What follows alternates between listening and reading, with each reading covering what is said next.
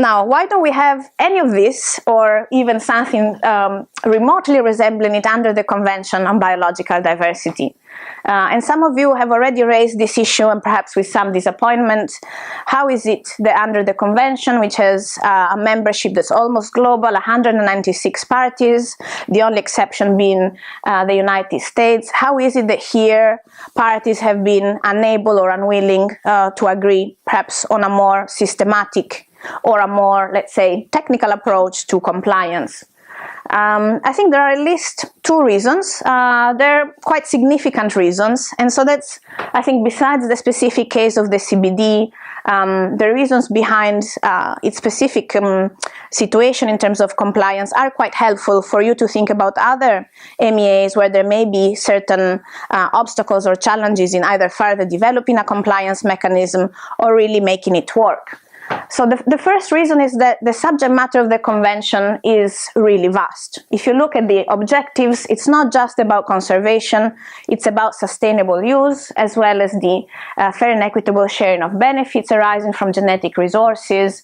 And then you look at the subject matter and you have those definitions of biological diversity and ecosystems.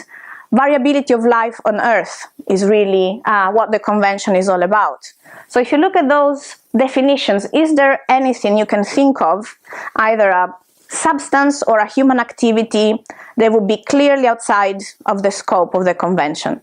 So the importance of the non-living environment and the fact that we're really looking at this complex relationship, there's almost, I can't think of anything that would not, in some way or other, if it may threaten the realizations of the objectives of the Convention, really be out of its scope. And in fact, we have seen that the Conference of the Parties of the CBD has been extremely prolific in the adoption of decisions that have touched upon many different topics, including some that I'm sure were not remotely in the minds of its drafters, from biofuels to tourism to climate change response measures themselves, to synthetic biology. So it's, in some ways, the Convention is almost a catch-all regime. Whenever there is a certain issue that is not regulated elsewhere, and they may pose a threat, even a potential threat, to life on Earth, that usually falls on the table of the CBD, whether or not parties are ready or willing to really address it through the terms and under the framework of the Convention. And in some cases, parties have decided that, well, for how the Convention may have certain relation to a certain topic, say ocean fertilization, or perhaps other fora, are more appropriate and technically equipped to deal with it. And so there have been situations where certain topics have been somehow forwarded to other conventions or regimes, but they remain somehow on the radar screen of the Convention.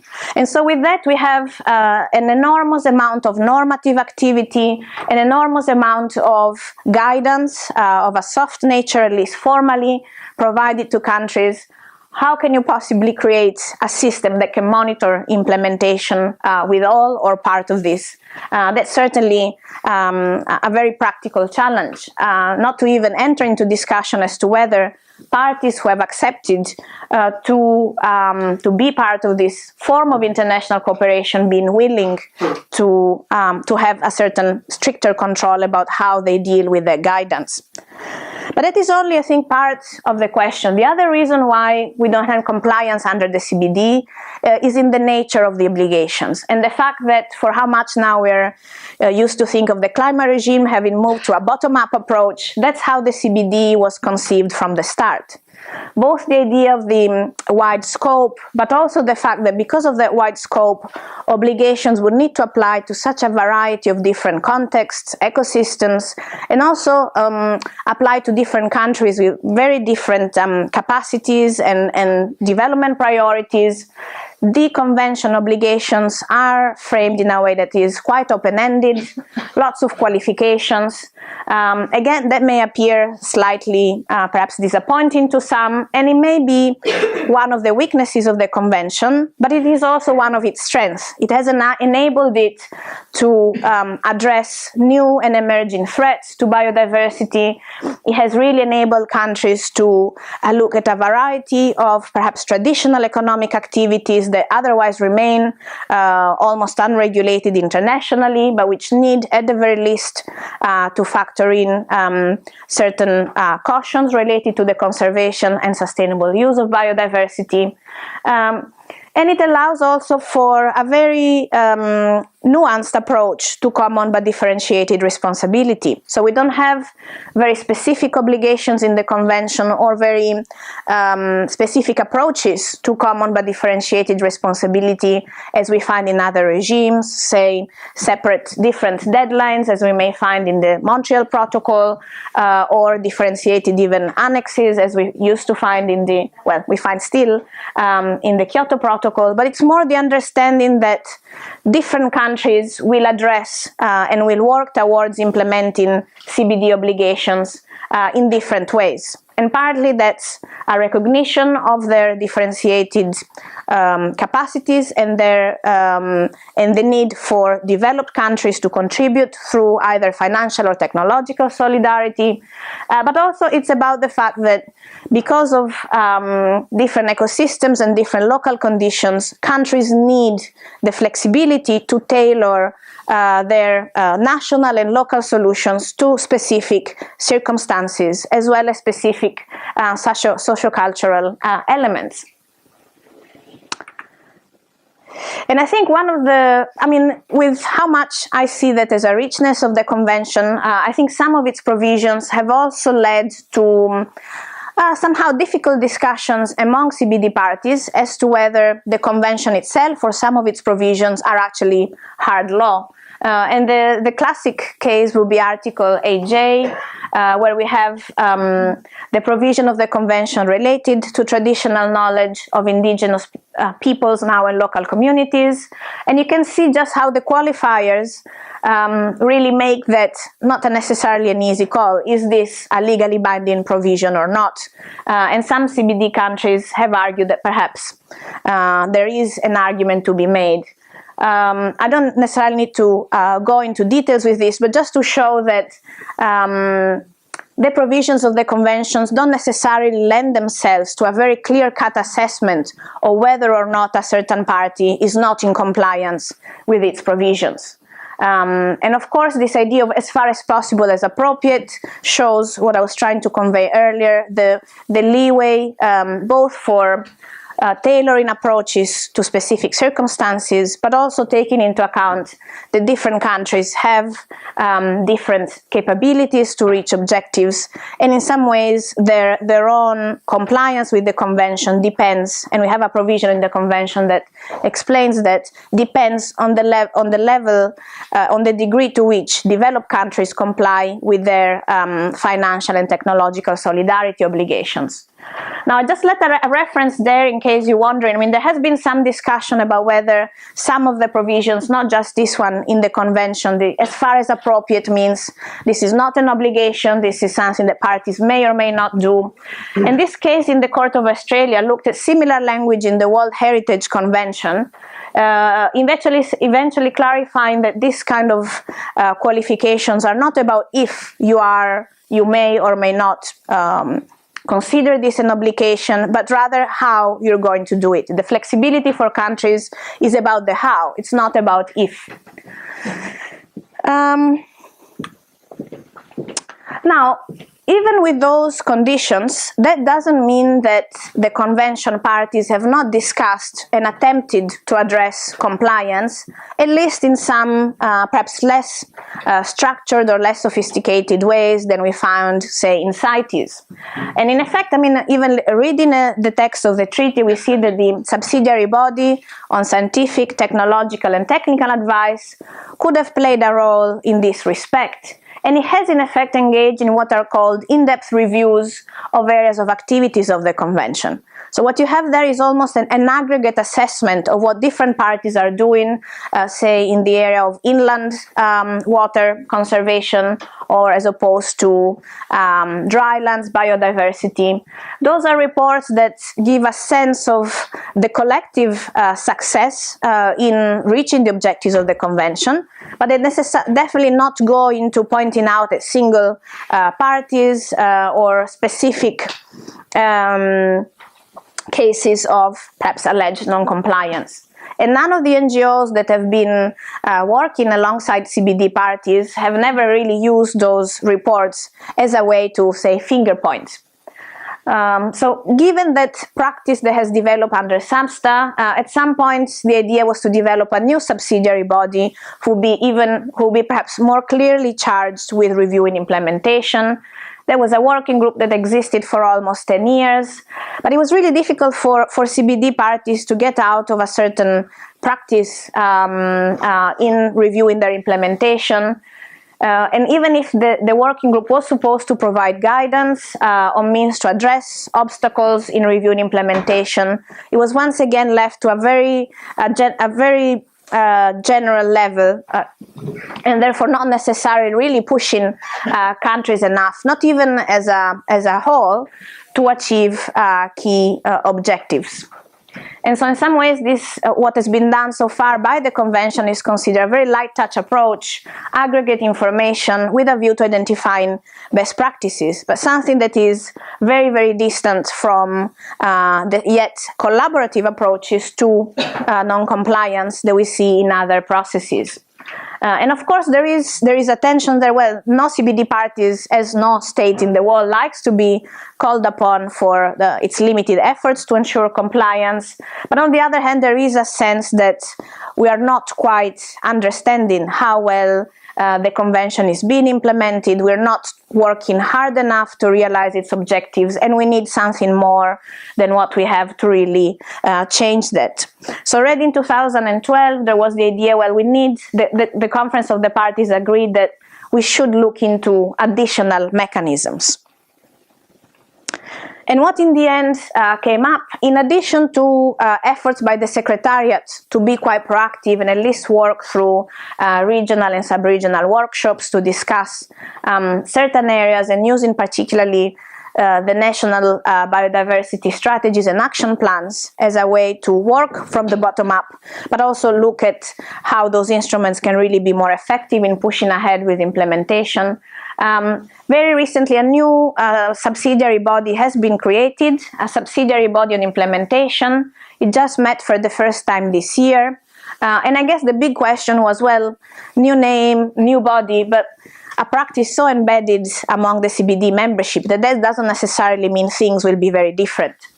And of course, I mean, there is an understanding that because of the somehow wide subject matter of the Convention and the fact that, you know, it really does go to the core of national sovereignty and the way in which it's used in different countries, there is no appetite for a more formal compliance procedure.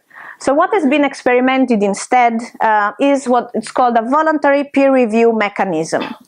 And what is it? It's been somehow inspired by other regimes, but particularly practices under the OECD, the Organization for Economic Cooperation and Development, and looking at how countries may, individual countries rather than aggregate, looking at the aggregate, may share their own challenges, but particularly perhaps their lessons learned and good practices through a more independent assessment. So 2 countries volunteered, 2 developing countries, which I think perhaps did not necessarily bode well for the start of this approach, particularly if you think about what Maria shared with us earlier on about the fact that when we're talking about biodiversity conventions, developed countries are not necessarily much further ahead, if at all, in terms of implementation. Nonetheless, 2 developing countries put themselves forward.